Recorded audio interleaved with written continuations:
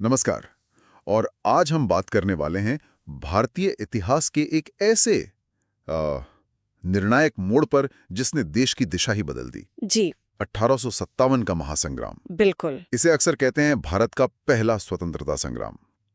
और इसी घटना ने ईस्ट इंडिया कंपनी का जो राज था उसे खत्म किया। हाँ, और भारत सीधा चला गया ब्रिटिश ताज के नीचे। बिल्कुल। जी, और ये कोई अचानक हुई घटना नहीं थी। मतलब इसके पीछे कई दशकों से वजह पनप रही थीं। एक लंबा असंतोष था जिसका ये नतीजा था। हाँ, तो आज हम इसी की तह तक जाएंगे। कारण क्या थे, कैसे ये फैला, क्यों पूरी तरह कामयाब नहीं हो पाया, और इसके नतीजे क्या निकले, भारत पर क्या असर पड़ा, ये सब। हाँ, तो हमारी ये जो आज की गहरी पड़ताल है ना, इसका आधार एक काफी विस्तृत स्रोत है। 1857 भारतीय विद्रोह, कारण और परिणाम। तो इसी की मदद से देखते हैं कि भाई वजहें क्या थीं, क्या वो चिंगारी थी जिसने मतलब सब कुछ बदल दिया, और फिर आगे क्या हुआ, भारत पर इसका क्या असर पड़ा, ये सब। ये है तो बहुत पेचीदा मामला। बेहद अहम, भारतीय इतिहास का एक बहुत ही उलझा हुआ लेकिन जरूरी पन्ना है ये। सही कहा। कई परतें हैं इसमें, राजनीतिक, आर्थिक, सामाजिक, धार्मिक, सब कुछ जैसे एक साथ आ गया था। तो फिर शुरू करते हैं। मुझे हमेशा ये लगता है कि भाई इतना बड़ा विद्रोह, ये सिर्फ सिपाहियों की बात तो नहीं रही होगी। नहीं नहीं, बिल्कुल नहीं। जड़ें तो कहीं ज्यादा गहरी होंगी। आपने बिल्कुल सही पॉइंट पकड़ा है। ये सिर्फ सिपाहियों का गुस्सा नहीं था, बिल्कुल नहीं। इसकी जड़ें दशकों पुरानी थीं और समाज के लगभग हर हिस्से को छू रही थीं। अच्छा। अगर हम राजनीतिक कारणों से शुरू करें तो लॉर्ड डलहौजी की वो हड़प नीति, हाँ, डॉक्ट्रिन ऑफ लैप्स जिसे कहते हैं। जी, डॉक्ट्रिन ऑफ लैप्स, वो एक बहुत बड़ा कारण थी। इसमें था कि अगर किसी राजा का अपना बेटा, मतलब सगा पुरुष वारिस नहीं है, तो वो रियासत अंग्रेज अपने राज में मिला लेंगे। अच्छा, मतलब उत्तराधिकार का बहाना बना के कब्जा। हाँ बिल्कुल। और इसने तो कई राजाओं नवाबों को भड़का दिया। झांसी का मामला तो सब जानते हैं। रानी लक्ष्मीबाई वाला। जी, सतारा, नागपुर, कई रियासतें ऐसे ही हड़पी गईं।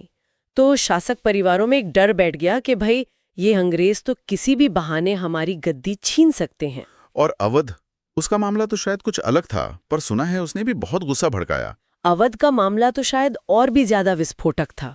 हाँ, 1856 में अंग्रेजों ने कहा कि वहां कुशासन है, मतलब बैड गवर्नेंस। अच्छा, ये बहाना बनाया। हाँ, और इस बहाने से अवध को हड़प लिया, जबकि अवध के नवाब तो हमेशा से वफादार रहे थे अंग्रेजों के। हाँ, ये तो सुना है। और यहाँ दिलचस्प बात यह है कि कंपनी की जो बंगाल आर्मी थी ना, जी। उसमें सिपाहियों की एक बहुत बड़ी संख्या अवध से ही थी। ओहो। तो जब उन सिपाहियों ने देखा कि उनके अपने नवाब के साथ, उनके घर परिवार के साथ क्या हो रहा है, तो उनकी वफादारी को बहुत बड़ा धक्का लगा। ये तो सीधी चोट थी उनकी भावनाओं पर। जो कंपनी के लिए लड़ रहे थे, उन्हीं के घर पर कब्जा हो गया। बिल्कुल। और फिर मुगल बादशाह का भी मामला था। हाँ, बहादुर शाह जफर। जी, बहादुर शाह जफर। वो तो बस नाम के बादशाह रह गए थे, दिल्ली में लाल किले तक सीमित।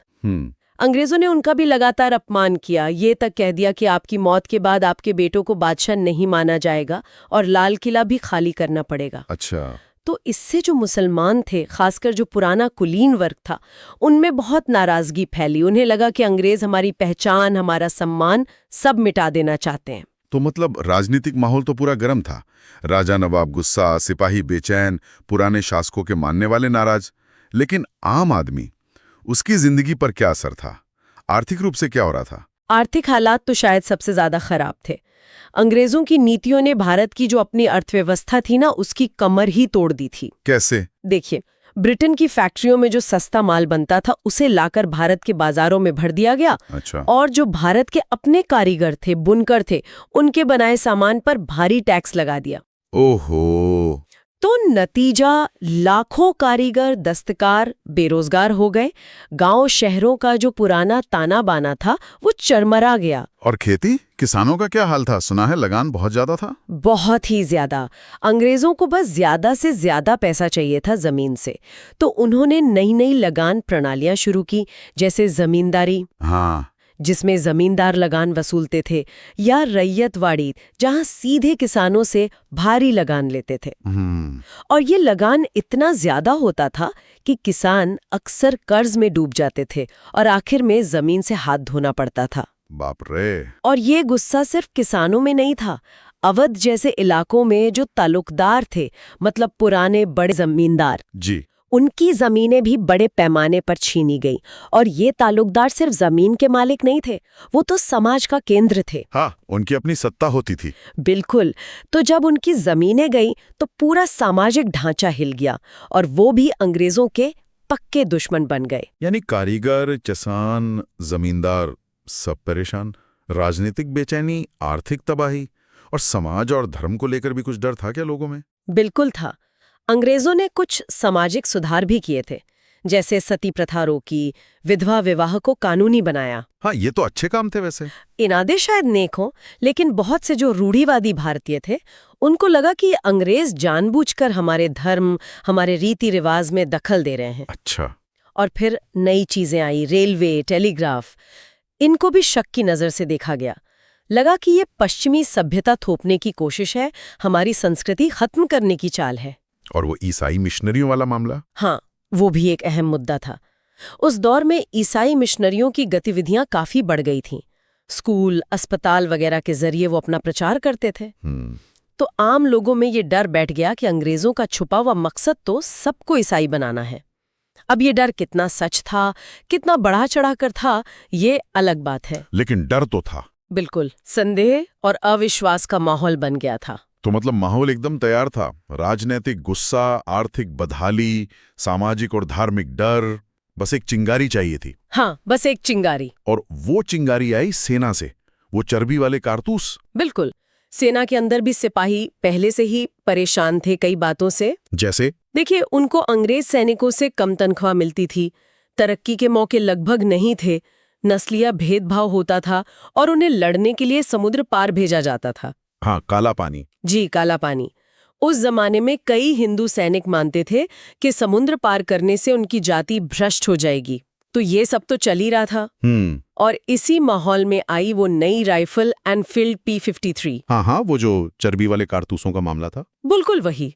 तो हुआ ये कि इस राइफल के जो कारतूस थे, उनके बारे में एक अफवाह मतलब बहुत तेजी से फैली कि उन पर गाय और सुअर की चर्बी लगी है। अच्छा। और उनको लोड करने के लिए ना पहले दांत से काटना पड़ता था। ओहो, ये तो। हाँ, तो अब देखिए, गाय हिंदुओं के लिए पवित्र और सुअर मुसलमानों के लिए हराम। दोनों के लिए ही मुश्किल हो गई। बिल्कुल। दोनों धर्मों के सिपाहियों को लगा कि ये तो जानबूझकर उनका धर्म बिगाड़ने की कोशिश है, और बस यही वो चिंगारी थी। ये तो सीधा हमला था उनकी आस्था पर। फिर क्या हुआ? पहली घटना कहाँ हुई? पहली बड़ी घटना हुई बैरकपुर छावनी में, बंगाल में, 29 मार्च 1857। मंगल पांडे। जी, मंगल पांडे एक सिपाही थी। उन्होंने इन कारतूसों को इस्तेमाल करने से साफ मना कर दिया और गुस्से में अपने अंग्रेज अफसरों पर हमला कर दिया। उन्हें पकड़ लिया गया और 8 अप्रैल को फांसी दे दी गई। तो वो पहले शहीद माने जाते हैं? जी हाँ, मंगल पांडे इस विद्रोह के पहले शहीद माने जाते हैं। उनकी शहादत के बाद क्या हुआ?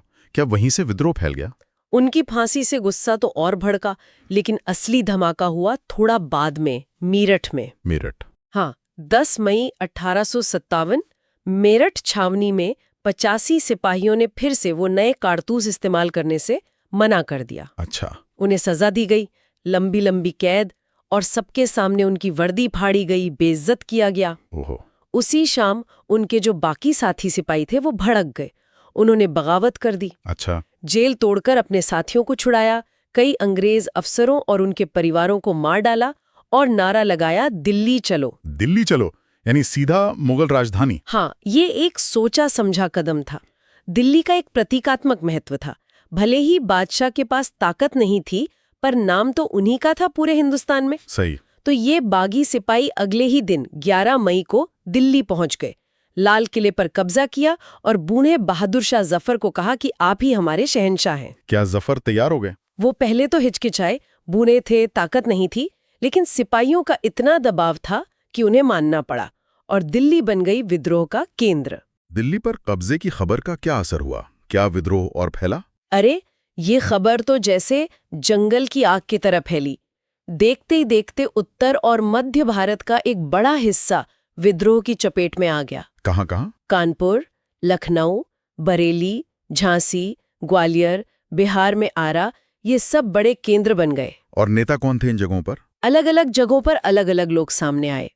कानपुर में थे नाना साहब, जो आखिरी पेशवा बाजीराव द्वितीय के दत्तक पुत्र थे। हाँ, नाना साहब। और उनके साथ उनके बहुत ही काबिल सेनापति तात्या टोपे। तात्या टोपे, जी। लखनऊ में कमान संभाली अवध की बेगम हजरत महल ने।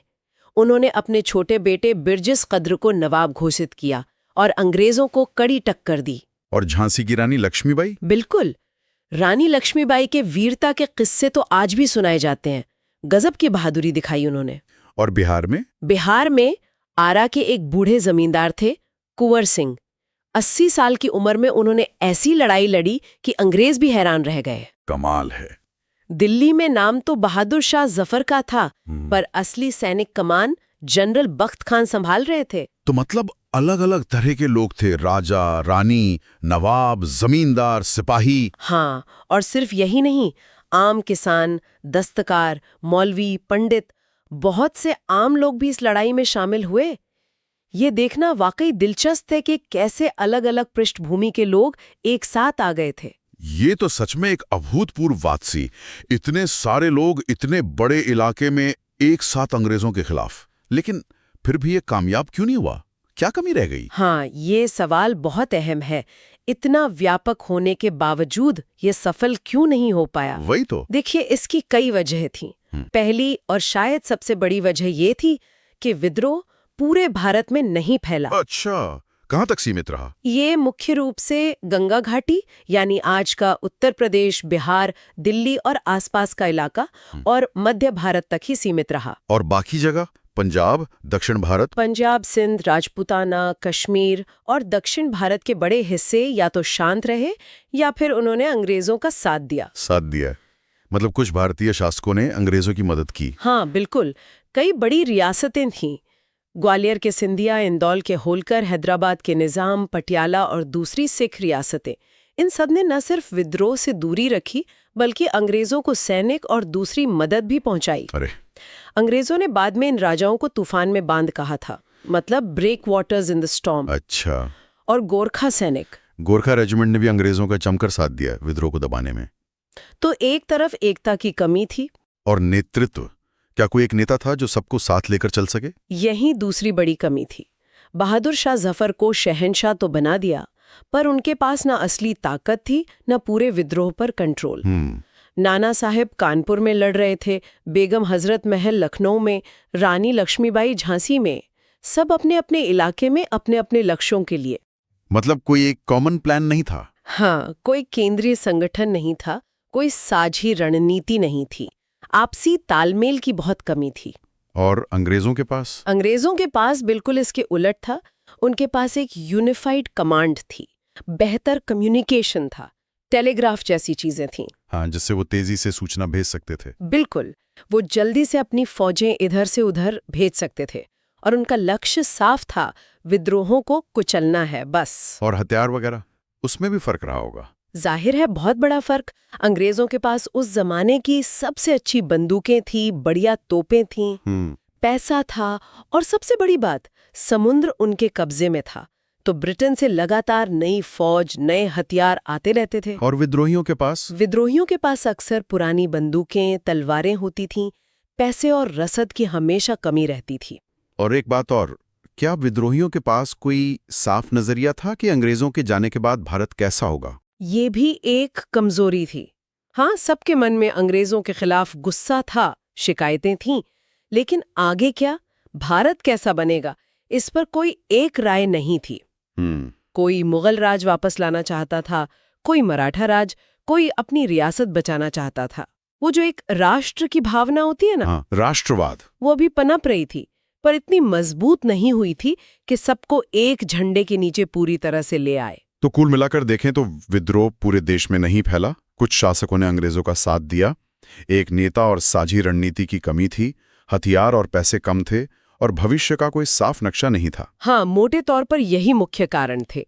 इन्हीं वजहों से अंग्रेज अपनी बेहतर फौज, बेहतर संगठन और क्रूरता के दम पर आखिरकार इस विद्रोह को दबाने में कामयाब हो गए। और सुना है कि दबाया भी बहुत बेरहमी से गया। बहुत ज्यादा।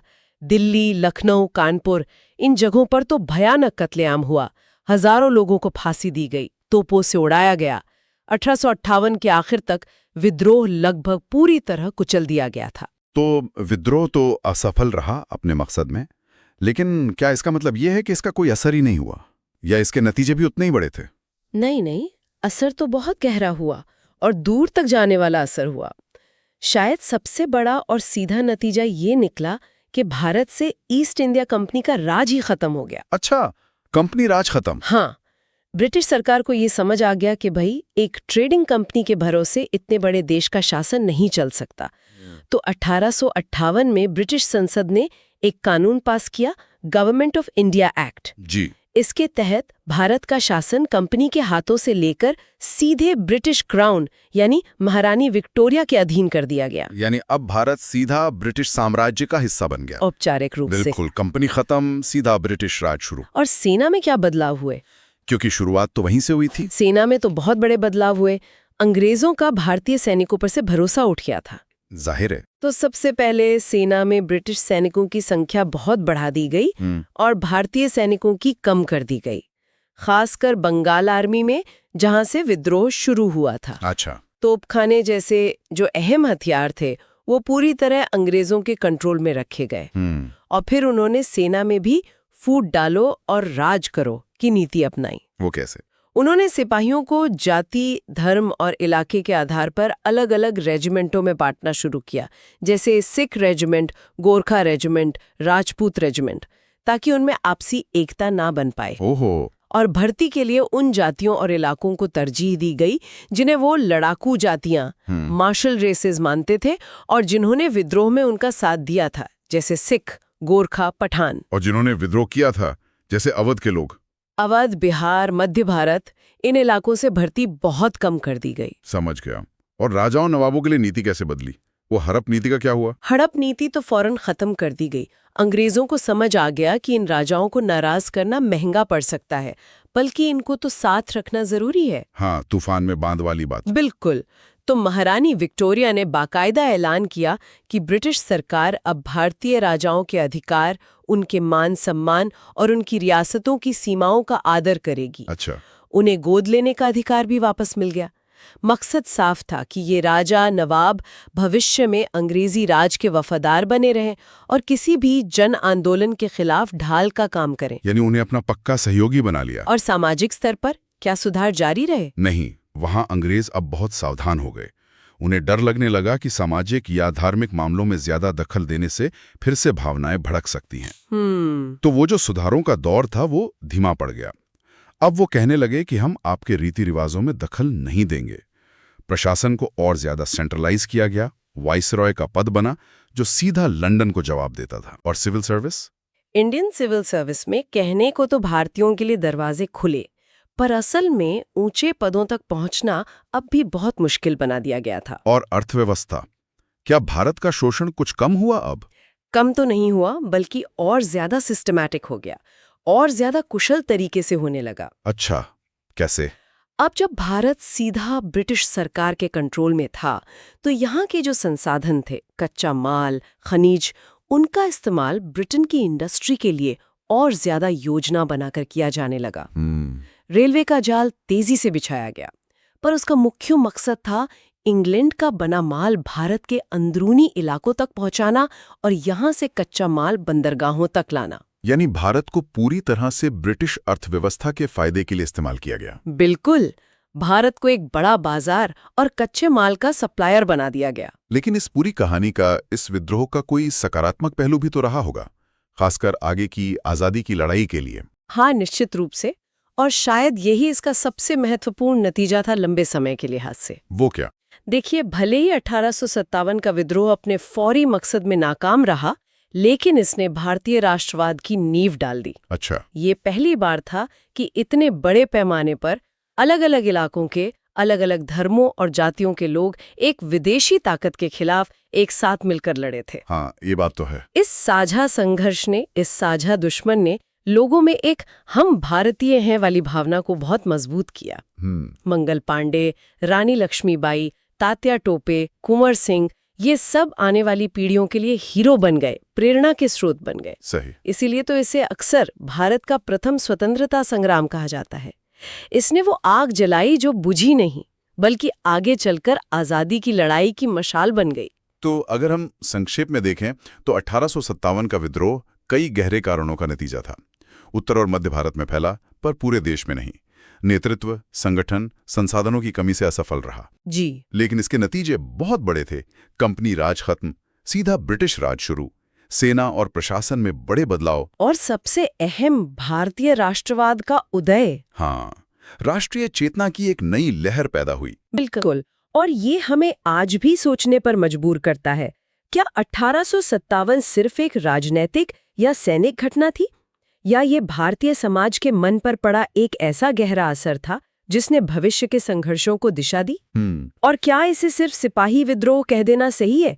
क्या इससे उन किसानों, दस्तकारों, आम लोगों की भूमिका कम नहीं हो जाती जो इसमें शामिल थे? वाकई ये सोचने वाले सवाल हैं। बहुत अहम नुक्ता उठाया आपने। जी। इसी विचार के साथ आज की ये गहरी चर्चा यहीं खत्म करते हैं। उम्मीद है 1857 के इस बेहद जरूरी अध्याय